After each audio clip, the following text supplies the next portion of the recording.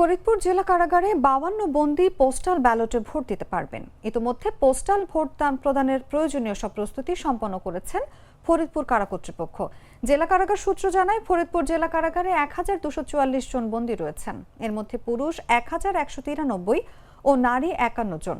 নির্বাচন কমিশনের ঘোষণার পর হাজতি ও কয়েদিদের ভোট দিতে উদ্বুদ্ধ করা হয়। এর ধারাবাহিকতায় আগ্রহী বন্দীরা আবেদন করেন এবং প্রয়োজনীয় কার্যক্রম সম্পন্ন করা হয়। এই বিষয়ে ফরিদপুর কারাগারের জেল সুপার মোহাম্মদ নজরুল ইসলাম বলেন, বন্দীদের ভোট দেওয়ার জন্য 2টি বুথ করা হয়েছে।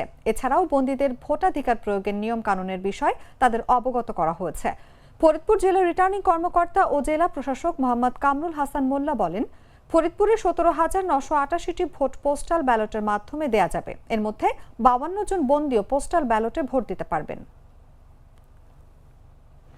সদাশয় সরকারের একটা ব্যতিক্রম ধর্মী, যুগান্তকারী এবং প্রশংসনীয় উদ্যোগের কারণে সাধারণ জনগণের ন্যায় এবার কারাবন্দীরাও আপনার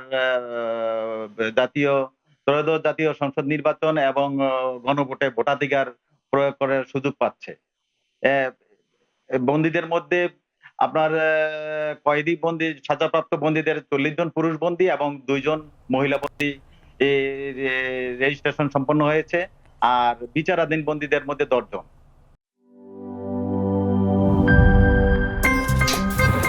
আমার একটা স্মার্ট সিদ্ধান্তে 25% গ্যাসের খরচ কমেছে। ভাবছেন কিভাবে? সাধারণ গ্যাস স্টোভ বদলে আমি এনেছি আরএফএল গ্যাস স্টোভ। এর সাইন্টিফিক নজল ও ব্রাস বার্নার ক্যাপ সমানভাবে তাপ ছড়িয়ে রান্না করে দ্রুত।